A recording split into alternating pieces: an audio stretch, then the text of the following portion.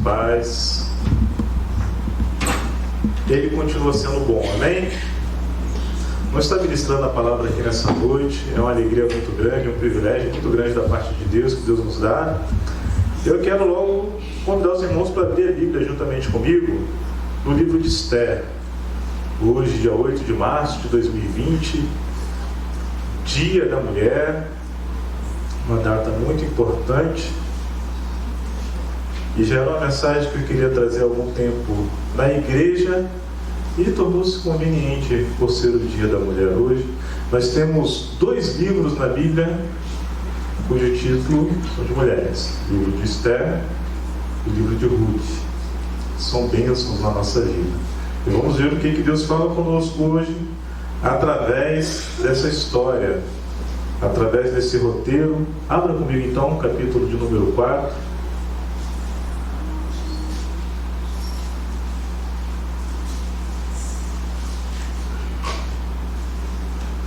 Hoje na parte da manhã nós tivemos oração com as crianças e ressaltei, destaquei lá a importância dessas mães que levam os filhos para orar.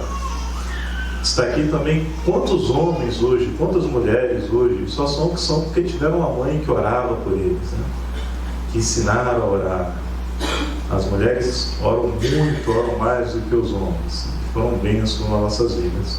Eu vejo pela minha mãe que é uma mulher de muita oração, tem prazer de orar. Lembro que quando estava lá na casa da minha mãe e a gente ia orar por alguma coisa, antes do almoço, ou vamos reunir aqui, vamos orar, e a menina era pequenininha, tinha 2, 3 anos, aí ela perguntava assim: quem é que vai orar? Vai ser a vovó? Sim, vai ser a vovó. Ai, a vovó demora tanto na oração. Reclamando, tem aquele prazer de estar orando, e glorificamos a Deus pela vida de vocês. Capítulo de número 4, versículo de número 6. Vou ler uma narrativa aqui de um texto e depois vou contextualizar junto com vocês. Capítulo número 4, livro de Esther vem antes de Jó, isso mesmo. Capítulo 4, versículo 6. Acompanhe comigo até o 17. Saiu, pois, Ataque à praça da cidade para encontrar-se com Mordecai, à porta do rei. Mordecai lhe fez saber tudo quanto lhe tinha sucedido, como também a quantia certa de prata que Amã prometera pagar aos tesouros do rei pelo aniquilamento dos judeus. Também lhe deu o translado do decreto escrito que se publicara em Susã, para os destruir, para que os mostrasse a Esther e a fizesse saber, a fim de que fosse ter com o rei, e lhe pedisse misericórdia, e na sua presença lhe suplicasse pelo povo dela. Tornou, pois, Ataque a fazer saber a Esther as palavras de Mordecai.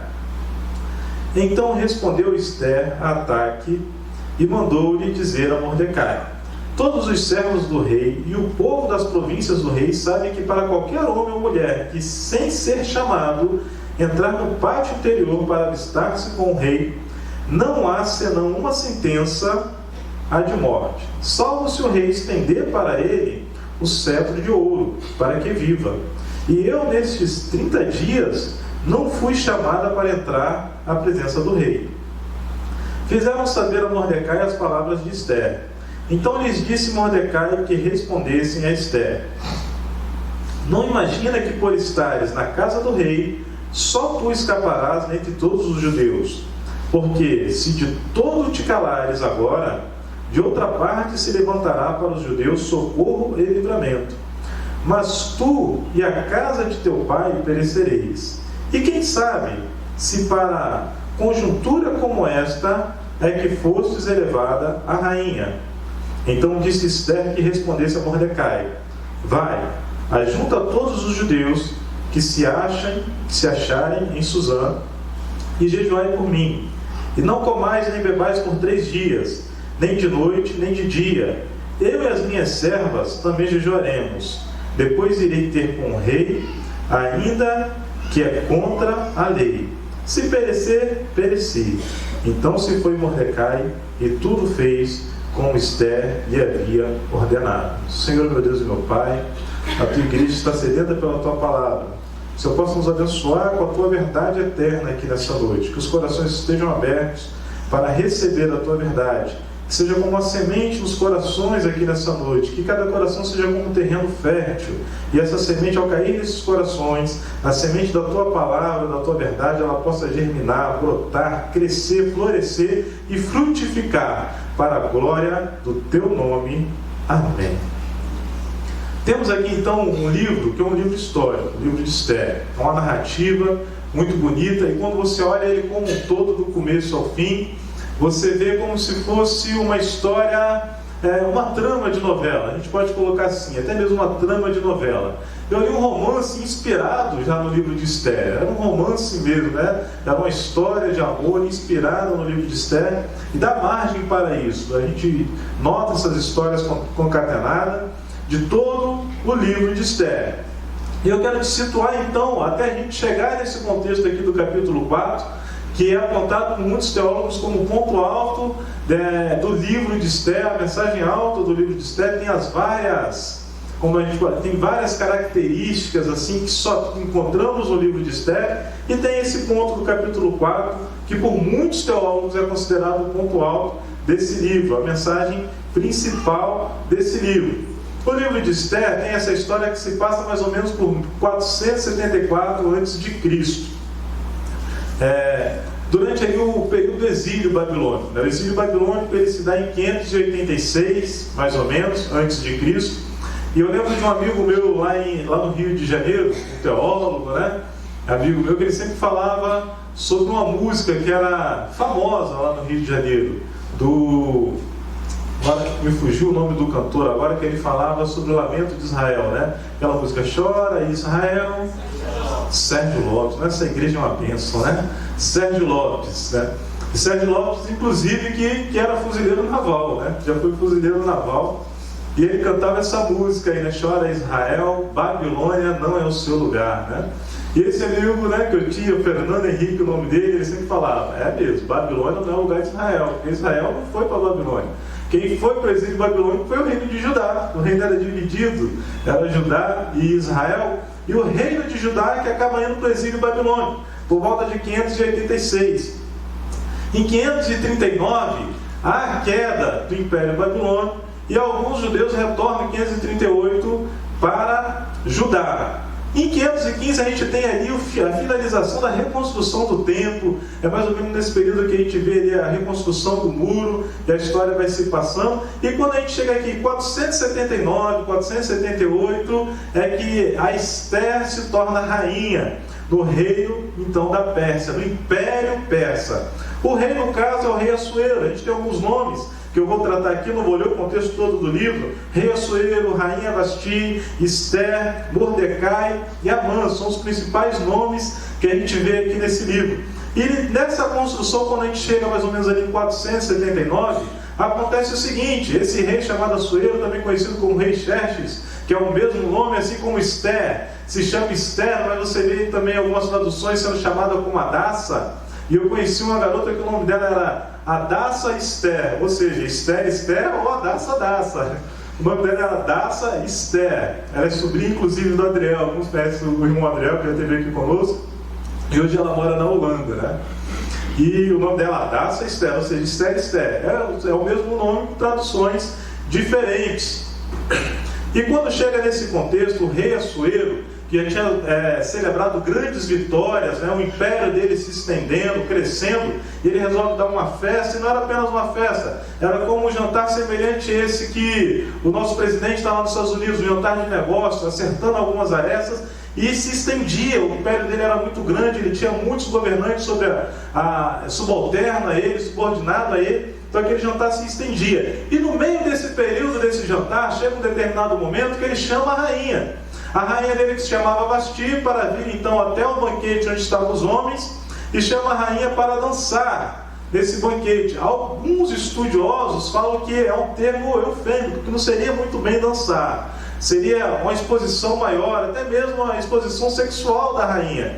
E a rainha se recusa, e ela diz não. E aquilo soa mal, e os assessores do rei, né, os sábios que ajudavam o rei, falam para ele: rei, isso aí não está correto. Ela não pode permanecer a sua rainha. Porque o que o reino vai pensar do Senhor? A rainha desobedece à ordem do rei. Então vai soar como uma fraqueza da parte do Senhor. E naquele dia o rei então determina de que a rainha Vasti nunca mais apareceria na frente do rei, ou seja, destitui ela do cargo de rainha.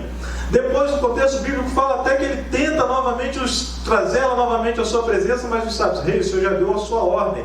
E na lei dos medos e dos persas, uma vez que o rei deu um edito, ele não pode voltar atrás. Então sai a ordem que era para encontrar uma nova rainha para o rei Assuero. E nesse contexto, os servos do rei começam a procurar as moças mais bonitas, né, de todo o Império Persa. E Esther, que era uma judia, que ainda estava remanescendo ali dentro do Império, ali mais próximo à capital, que nem todos os judeus tinham retornado para Jerusalém. E ela é uma das que são escolhidas para passar à vista do rei. E depois de todo um processo, que é muito bonito você ler e conhecer esse contexto aqui na Bíblia, Esther então é escolhida pelo próprio rei para ser a nova rainha.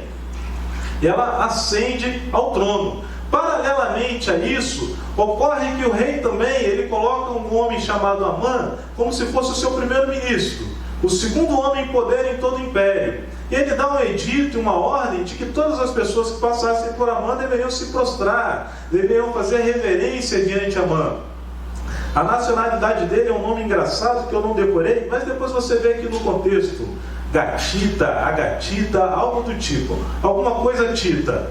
E então acontece que quando Amã aparecia para as pessoas também tinham que se curvar diante de Amã. Só que tinha esse homem chamado Mordecai, que era primo de Esther, que agora era rainha, que era judeu, e que ele não se dobrava quando Amã aparecia. Na verdade, o contexto, quando você lê o contexto aqui de Esther, você percebe que os judeus não se prostravam. Você vê que essa história é uma história comum, que você já ouviu antes, lá em Daniel. Lembra da história de Daniel? Que os jovens não se prostraram diante da estátua, era algo comum, porque era algo intrínseco do judeu, a idolatria, se afastar da idolatria, não se prostrar apenas diante de Deus. E nesse contexto, como semelhante ao livro de Daniel, algumas pessoas levam para Amã. Tem um homem aqui chamado Mordecai que ele não se prostra quando você aparece, e leva aquela contenda, gera aquela contenda. Então Amã, sabendo disso, ele fica revoltado por dentro com essa situação e leva para ele não só Mordecai, os judeus não têm esse costume não, pela lei deles lá, eles não se prostram diante de ninguém.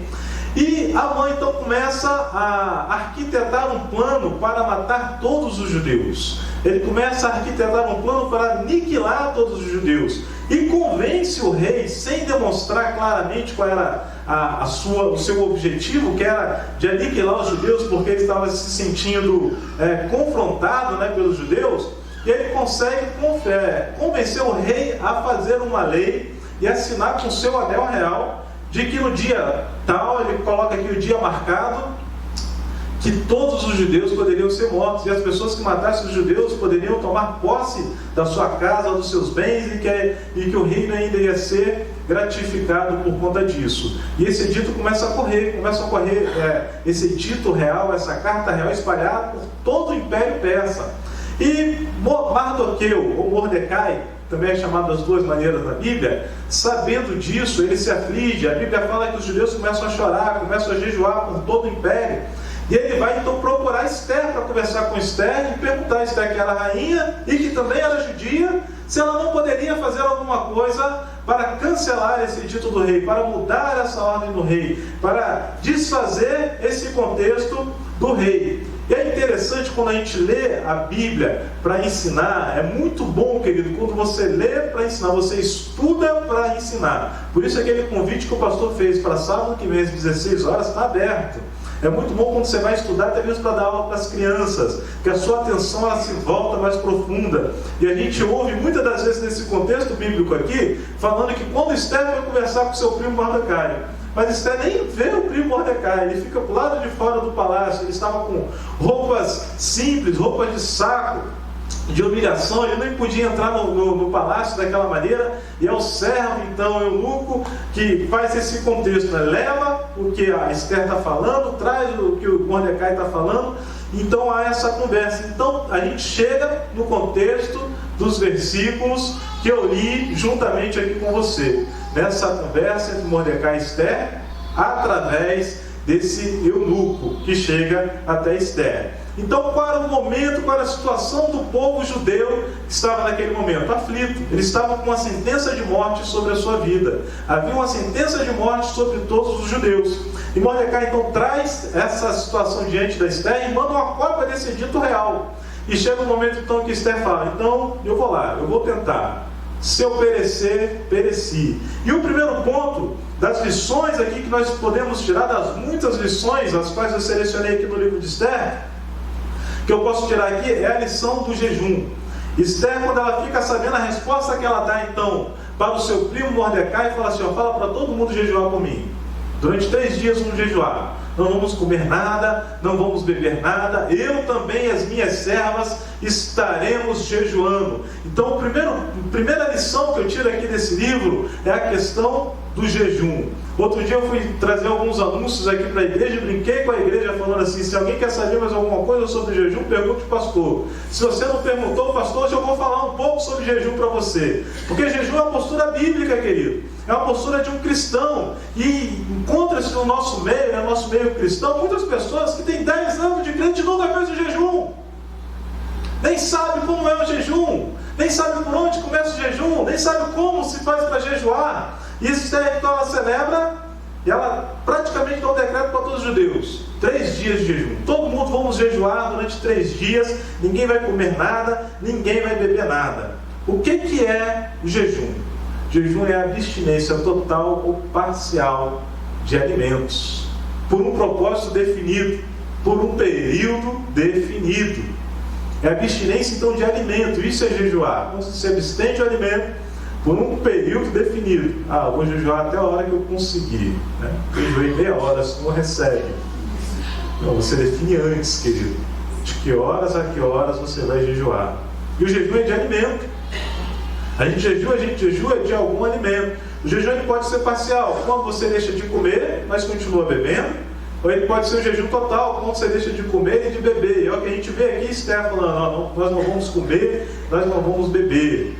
Durante 3 dias, nem eu, nem as minhas servas, nós não vamos comer, nem vamos beber.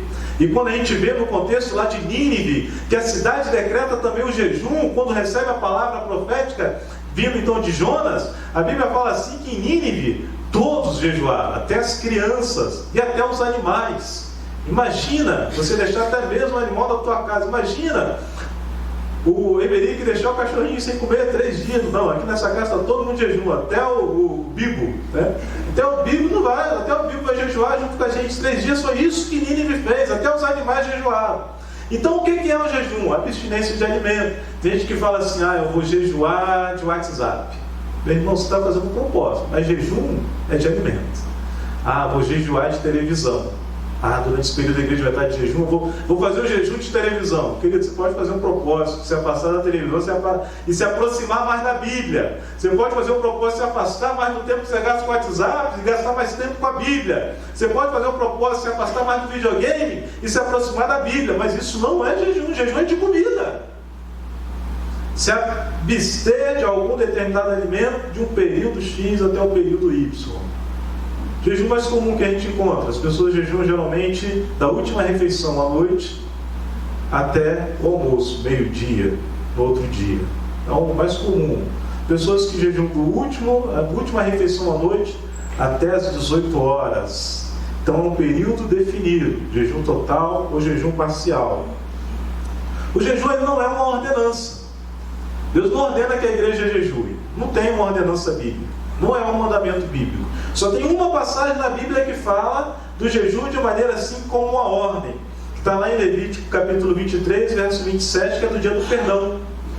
E Jeremias também faz a mesma referência, a Paulo também lá em Atos 27. Só esse dia que o povo todo era convocado a jejum. Era como se fosse uma ordem desse dia. Mas não é uma ordenança. E por não ser uma ordenança, muita gente acha que também que não deve fazer. A Bíblia não manda fazer, faz quem quer. Não, querido. O jejum é uma orientação bíblica, sim, porque Jesus orienta sobre o jejum. Imagine você que lá em Mateus capítulo 6, verso 16, Jesus pega e comenta assim: quando jejuardes, E aí ele dá uma orientação muito clara, muito simples do jejum. Você acha que se Deus não quisesse que a igreja jejuasse, Jesus tinha dado aquela orientação tão clara? Ah, mas a gente vê no Antigo Testamento, Helder. Mas Jesus é o mediador na nova aliança. Da nova aliança em Cristo Jesus. Então o jejum não é uma ordenança, mas é bem-vindo para o crente. Como é o jejum bíblico?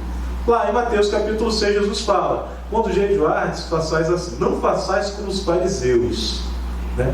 Que coloca pano de saco, cinza sobre a sua cabeça, deixa descair o semblante, fica com cara de triste, fica expondo para todo mundo. E aí Jesus fala algo muito importante. Ele diz assim: esses aí já receberam o seu galardão, porém vós, quando jejuardes, seja discreto, é com discrição, em segredo, no secreto, e Deus que está te vendo no secreto há de te recompensar. O que Jesus estava querendo falar com isso, querido?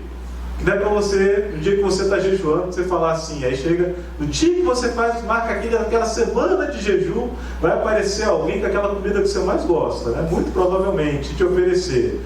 Aí você vai falar assim: não, irmão, eu gosto muito disso, eu amo essa comida aí, mas eu não quero não, porque eu estou jejuando, a igreja toda está jejuando, está difícil para mim, estou jejuando até meio-dia, eu fico verde às vezes assim, me dá uma fraqueza, mas eu estou em jejum. Não, querido, seu galardão vem de Deus. Fala: não, obrigado.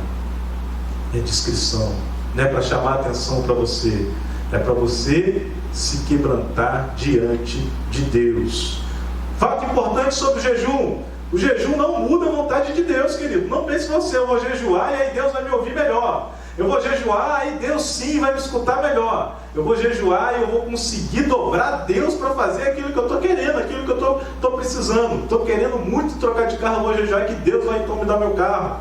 Jejum não muda a vontade de Deus. Antes de você jejuar, Deus é o mesmo. Durante o seu jejum, Deus continua sendo o mesmo. Depois que você terminar de jejuar, Deus continua sendo a mesma pessoa e a vontade dele não muda por causa do seu jejum. Jejum não é uma moeda de troca diante de Deus. O jejum, ele aflige a nossa alma, nosso espírito, quebranta, nós ficamos quebrantados. O jejum é desconfortável para o nosso corpo. É como se você estivesse falando para Deus assim: eu quero ser uma pessoa mais espiritual, eu quero ser menos carnal, eu quero me alinhar com as coisas do alto, eu quero me alinhar com as coisas do céu. E jejum gera um desconforto físico, químico do seu corpo. Eu lembro de um jovem da igreja que era lá do Rio de Janeiro, e ele passando por algumas situações, né, pedindo ajuda de oração. Eu falei: meu querido, vamos orar então. Vamos estar jejuando por isso aí, vamos estar jejuando junto, vamos estar pedindo a Deus, clamando. Aí ele: tá bom, vou estar orando, mas jejuando, para mim não dá não. Mas por que não dá? Olha, você tem costume de jejuar? Eu falei: tenho. Aí, então você pode fazer? Sério, querido, estou falando sério, o garoto me falou isso aí. Você pode jejuar por mim então? Porque eu não consigo. Quando eu começo a jejuar assim, me dá uma dor de cabeça, uma fraqueza. Mas irmão, em todo mundo dá fraqueza. Seu corpo vai se alinhando, vai se adaptando, vai se acostumando. O jejum é desconfortável para a carne, mas alegra o espírito. O jejum não é um amuleto da sorte, né? Eu vou jejuar porque se eu jejuar não vou bater de carro, vou jejuar porque se eu jejuar eu vou ir bem na prova, eu vou jejuar. Jejum não é um amuleto de sorte. Jejum é algo para quebrantar você, é para te quebrar mesmo, é para gerar quebrantamento sobre a sua vida, mortificar a sua carne. A gente vê situações na Bíblia de jejum, que o jejum era uma demonstração de arrependimento. Foi como a gente viu lá em Nínive. A cidade toda se arrependeu e fez um jejum de arrependimento e apresentou diante de Deus: Deus, estou tão arrependido dos meus pecados que eu quero estar jejuando, quero estar abrindo mão daquilo que é importante para mim, que é uma coisa básica, que é comer isso aqui, para demonstrar para o Senhor o meu arrependimento, que é verdadeiro, é sincero, está aqui no coração, o Senhor pode me ver. Outra coisa muito importante sobre o jejum: você vai jejuar durante o período, 12 horas. E depois, quando você entregar o seu jejum, tem gente que vai entregar o jejum e quer comer o que não comeu nas 12 horas anteriores. Ah, jejuei aqui até as 18 horas. Quando chegar às 18 horas, quer comer metade de um boi. Não, Deus, o Senhor sabe, né? Passei aquele período todo de sofrimento, sem jejum, e agora vou comer um boi inteiro, né? O Senhor sabe, fiquei 12 horas sem comer. A gente depois termina o jejum quer comer o que não comeu antes no período que estava jejuando. Querido, isso não é um jejum bíblico. Isso não glorifica a Deus. O jejum também serve para que nós possamos reconhecer a nossa fraqueza. A gente reconhece diante de Deus que pelas nossas próprias mãos a gente não consegue. Pelo nosso próprio caminhar a gente não consegue. E a gente se sujeita a Deus, então, em jejum e oração, pedindo para que Deus mova a sua poderosa mão ao nosso favor. Senhor, eu não consigo. Minha carne pode estar fraca. Mesmo se a minha carne estiver forte, eu não vou conseguir, mas o Senhor pode todas as coisas. É um reconhecimento da nossa fraqueza. O jejum, querido, ele alinha a nossa vontade com a vontade de Deus. Um ponto que eu pulei aqui é que o jejum ele está intimamente associado à oração. Não existe jejum sem oração. Você jejua até a hora do almoço, até a hora da janta, até as 18 horas, e aí nesse período você pega e fala assim: Senhor, obrigado, Senhor, que você me deu graça até aqui, amém. E vai comer? Não. O jejum ele tem que estar acompanhado de um período mais extenso de oração. É aquela oração assim: Senhor, obrigado por essa comida, amém. E vai comer? Não, querido. O jejum está associado diretamente à oração. Não existe jejum sem oração, é jejum e oração. Durante o período de jejum, o que você vai fazer? Vou assistir aquela série do Netflix, vou ficar parado aqui para não me cansar. Já que eu estou jejuando, eu fico fraco, deixa eu sentar aqui no sofá e assistir esse Netflix aqui. Vou aproveitar que estou precisando mesmo fazer uma dieta e vou fazer jejum e vou ficar em casa, querido. Jejum é propósito com Deus, é coisa séria com Deus, e Deus vai receber o seu jejum, se o seu jejum for um jejum bíblico. Amém? Último ponto aqui do jejum é que o jejum alinha a nossa vontade com a vontade de Deus. Não alinha a vontade de Deus à nossa vontade.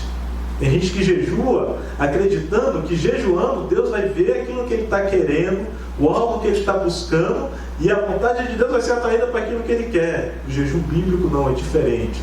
Alinha a nossa vontade à vontade de Deus. Pode acontecer que no período de jejum, o propósito que você faça, clamando a Deus por um determinado objetivo, no meio desse período de jejum, você seja tão quebrantado que Deus fale contigo e mude o seu pensamento, mude o seu coração, mude o sentido que você estava indo e te mostre que aquilo não ia ser bom para você. Esse é o verdadeiro jejum. É o que faz Deus realizar a sua vontade. É o jejum que muda você para cada dia você realizar a vontade de Deus. Tenhamos sensibilidade para receber isso da parte do Senhor, que nós possamos estar tão íntimos, ligados com Deus, de maneira que nossa vontade seja com a vontade de Deus. Já que jejum é junto com oração, tem gente que ora também. Deixa eu puxar o gancho aqui da oração. O Senhor está orando por determinada situação, determinado objetivo, está orando por aquele rapaz bonitinho, por aquela moça linda. O Senhor me dá, Senhor, não, querido, olha, Senhor, é da tua vontade, olhe buscando a vontade de Deus. Senhor, eu estou querendo esse trabalho. Senhor, eu estou querendo mudar dessa situação aqui do meu trabalho. Olha, buscando se alinhar à vontade de Deus, não trazer a vontade de Deus para se alinhar com a sua. E essa aqui é a primeira lição que nós temos então no livro de Esther, que é a lição do jejum. 3 dias sem comer e sem beber. 3 dias eles passam sem comer e sem beber. E dentro desse contexto do diálogo de Mordecai com Esther, Mordecai ele fala algo muito interessante no versículo 14. Vamos rever aqui o versículo 14. Porque se de todo te calares, agora, de outra parte se levantará para os judeus socorro e livramento. Mas tu e a casa de teu pai perecereis. Pode ler mais uma vez, versículo 14, a parte A.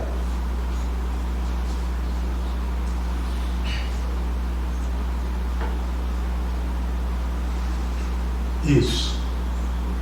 O que Mordecai fala aqui? Se você se calar, se você se omitir, se você for omissa, Deus vai levantar o livramento de outra maneira.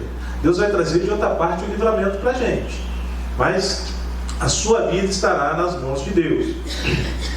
Eu posso aqui trazer para o popular, como se Mordecai estivesse falando assim: olha, Deus chamou você para fazer isso aí. Mas se você se recusar, Deus vai dar o jeito dele de fazer isso acontecer. Deus pode levantar outro? Pode. Deus pode fazer como fez com Jonas. Jonas falou: eu não vou. Deus falou: você vai, assim mesmo. Ou seja, Deus tinha dado uma capacitação para Esther, e era para ela colocar em prática aquela capacitação para a glória de Deus naquele momento. E ela não estava, ela estava praticamente se recusando a isso. Qual é o dom, qual é o talento que Deus colocou sobre a tua vida para ser usado para a glória dele E muitas das vezes você pode estar se recusando diante de Deus a entregar esse dom para glorificar o nome de Deus. Mordecai pega e manda essa verdade para Esther. Ser usado por Deus, querido, é um privilégio. Ser usado por Deus é um privilégio. Como é mesmo o nome da irmã que o pastor orou aqui no começo? James, ser usado por Deus é um privilégio. Quem sabe o motivo que Deus te colocou na liderança de uma unidade na empresa que você trabalha? Quem sabe? Por quê? Por que será? Deus quer usar o seu talento para glorificar o nome dele. Deus pode levantar ouro? Pode. Deus pode levantar ouro. Ou pode fazer como fez com Jonas.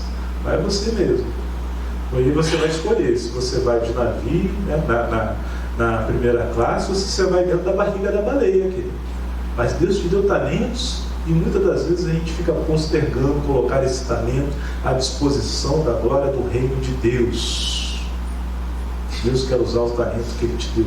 Mas, irmão Elton, você não me conhece, não sabe qual é o talento que eu tenho, mas você tem talentos que foram dados por Deus, que podem ser usados para a glória de Deus. Ser usado por Deus é um privilégio, querido. Deus nos deu os talentos e é nosso dever usar esses talentos para a glória de Deus. O que você pode fazer com os talentos que Deus te deu para glorificar o nome dele? É uma pergunta mesmo para você meditar, para você pensar consigo mesmo. E eu creio, como isso aqui é uma igreja, isso aqui é um ambiente espiritual, eu tenho convicção que o Espírito Santo de Deus está falando com você. O talento que Ele te deu. Nós temos aqui uma referência, muito bom exemplo que o pastor sempre cita dessa questão, que é lá da igreja de Willow Creek, Chicago. De irmãos desafiados, o pastor desafiando a igreja, a que a igreja entregasse o seu talento para a glória de Deus, e utilizasse aquilo que Deus tinha dado. Chegou o irmão e falou assim: eu sou só um mecânico, só sei consertar carro, não sei fazer muita coisa. E que a partir desse talento dele, que teoricamente no primeiro momento não tinha nada a ver, não tinha utilidade nenhuma para a igreja, ele começa então a consertar o carro das mulheres que eram separadas, viúvas, e não tinham condições de pagar um mecânico na igreja. E a igreja ajudava com as peças, a irmã comprava a peça, e esse mecânico consertava o carro dessas irmãs que não tinham condições. E foi bênção na vida delas. E pessoas se chegaram a Cristo, conheceram a Cristo a partir desse ministério que teoricamente é improvável. Talvez o dom e talento que você tenha, você pode pensar assim: não tem como utilizar isso aqui na casa de Deus, para a glória de Deus, mas tem. Ontem nós tivemos uma palestra aqui com o missionário Charles.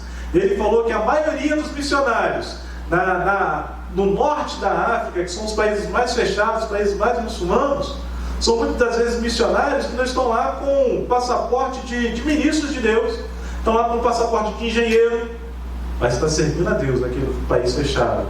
O passaporte dele está lá como contador, está servindo a Deus, enfermeiro, médico, várias profissões, e eles entram nesses países, são fechados para o cristianismo através do seu dom que está na sua profissão, e através disso aí eles começam a evangelizar, ganhar almas para Cristo e furar aquela barreira que tem ali contra o cristianismo.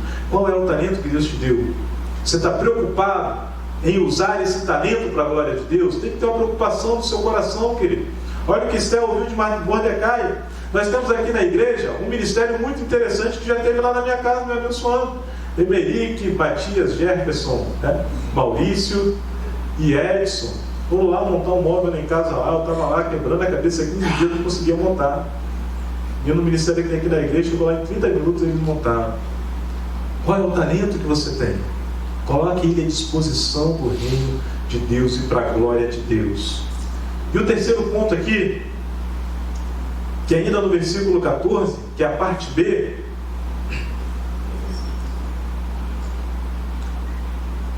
que Mordecai manda assim para Esther a mensagem: e quem sabe, se para conjuntura como esta é que fostes elevada a rainha. Aí tem uma outra tradução, da tradução da Teb, que fala de uma maneira muito engraçada, assim que eu gostei mais. Quem sabe, se não foi por uma ocasião como essa, que Deus permitiu que você ascendesse ao trono de rainha. E essa é uma pergunta que tem que fazer o nosso coração sacudir. Quem sabe, se não foi com um propósito que está no coração de Deus, que Deus te colocou na gerência dessa loja. Quem sabe, se foi por uma situação dessa que Deus te colocou naquele trabalho que você está gostando tanto, mas para que você seja usado por Deus. Ou pode ser o contrário, você está num local que está muito ruim para você, você está reclamando, e às vezes aquele local que Deus te colocou ali, ele tem um propósito na sua vida, através daquela situação que você está passando. Quando a gente olha para a vida de José, e você falasse com José do Egito, quando ele foi lançado no buraco, ele ia falar assim: Senhor, cadê aquele sonho, né, da lua, das estrelas? E depois ele vai lá para a casa de Potifar, ele vai novamente para a cadeia, injustamente para a cadeia. Ele poderia falar: Senhor, cadê aquele sonho dos peixes se curvando? Onde está o Senhor? Mas em todo esse período Deus estava trabalhando na vida dele para algo que Deus ia construir no futuro. Você já perguntou para Deus se a situação que você está passando pode ser uma situação de provação hoje, uma situação que você está te fazendo chorar? Você já perguntou para Deus: Deus, será que o Senhor tem um propósito nessa situação que eu estou passando? E muitas pessoas depois vão passar por uma situação semelhante, e o Senhor já me ensinou a lição antes, me ensinou como passar por isso, e vai me ensinar como eu posso instruir outras pessoas, outros irmãos, outras irmãs, outros pastores, outros filhos, outros pais. Quem sabe por uma situação como essa, que Deus te colocou na situação que você está, no momento que você está. John Wesley, ele fala uma frase muito interessante acerca desse versículo, dessa parte do versículo. Quem sabe nós deveríamos, cada um de nós, considerar para que fim Deus nos colocou no lugar onde estamos. E quando uma oportunidade oferece de servir a Deus e a nossa geração, devemos ter cuidado para não deixar que ela escorregue. Quantas vezes deixamos escorregar a oportunidade de servir a Deus na nossa geração com aquilo que Deus nos deu? Às vezes você acha que você se tornou um médico, foi por causa dos seus meios próprios. Não, Deus tinha um projeto. Será que seu coração está aberto para entender o projeto de Deus? Deus permitiu que você chegasse à liderança, né? Nós, como líderes aqui na igreja, por que Deus nos permitiu chegar na liderança do ministério infantil? Tem que perguntar para o Senhor: qual é o propósito? Como o Senhor quer me usar aqui? Qual é o propósito de Deus? Quem sabe, se você falasse com Moisés, que foi criado lá no Egito, e depois vai parar no deserto, lá com Jetro, ele não ia entender o propósito de Deus, o caminho que Deus estava traçando ali. Mas foi necessário, foi preciso aquele treinamento dele no deserto, para que Deus usasse ele de uma maneira grandiosa, depois atravessando o povo do Egito até a terra prometida. Paulo, quando estava lá aos pés de Gamaliel, achava que ia ser mais um rabino, mas não, Deus podia estar usando aquela situação para transformar ele num dos maiores missionários de toda a face da terra. E essa pergunta que Mordecai faz para Esther incomoda ela de tal ponto que ela vai lá buscar o jejum. Uma situação prática: um amigo meu lá no Rio, professor, pastor também, ele era professor universitário de matemática, de lógica e de informática em algumas universidades.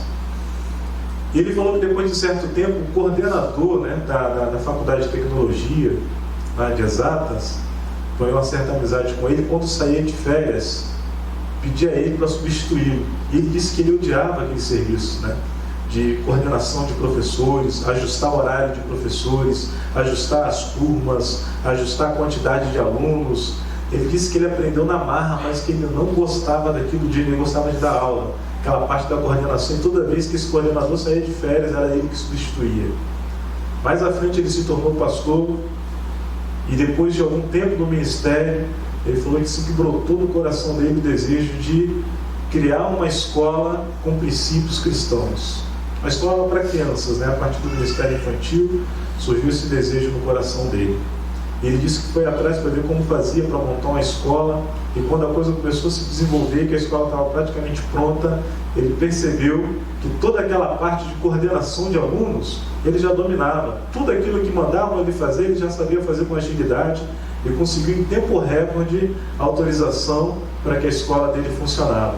Ele disse que naquele momento ele reconheceu: obrigado, Senhor, aquilo que eu reclamava, que eu não entendia. Eu reclamava e muitas vezes até murmurava. Já era Deus me treinando para um projeto que já estava no coração dele lá na frente. Quero que você saia daqui nessa noite, quem sabe, e olhe para a sua posição de pai, que é a posição de liderança que Deus te colocou. Olhe para a sua posição de mulher, dona do lar. Quem sabe Deus te deu uma casa tão bonita como essa, uma família tão abençoada como essa, para você exercer um princípio divino e ser um referencial para sua família, seus irmãos, seus cunhados. Será que você está realizando de acordo com o projeto que estava no coração de Deus? Quem sabe, lá naquele lugar que Deus te colocou, temos alguns militares aqui, aquele quartel que Deus te colocou, aquela sala de aula, você que é professora, quem sabe Deus te colocou lá para ensinar muito mais do que português, história, passar princípios cristãos que Deus está colocando sobre o seu coração.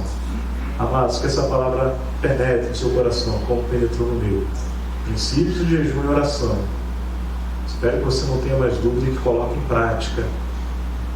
Princípio de jejum e oração. E é oportuno, a nossa igreja está em jejum durante o ano todo, às quartas-feiras. Mas, irmão Helder, eu quero jejuar também na segunda, na terça, na quarta e na quinta. Posso? Pode, pastor? O pastor deixou. Pode, sim. Quero jejuar no domingo. Pode. Eu quero jejuar tudo. Eu quero fazer um jejum, mas pode. Princípios de jejum e oração. Você já sabe como fazer. Coloque em prática.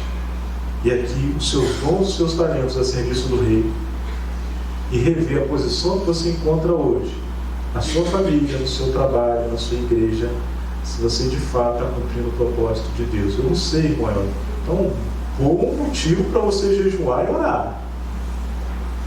Bom motivo para você jejuar e orar. E que Deus possa encher o teu coração e trazer essas respostas até a sua alma. Amém? Feche teus olhos, vamos orar. Senhor, nós agradecemos a Ti, a Deus, por essa noite tão abençoada, essa noite de celebração, essa noite que o Senhor compartilhou conosco a Tua palavra. Senhor, nós queremos Te honrar, Pai. Nós queremos fazer para a glória de Deus, de fato.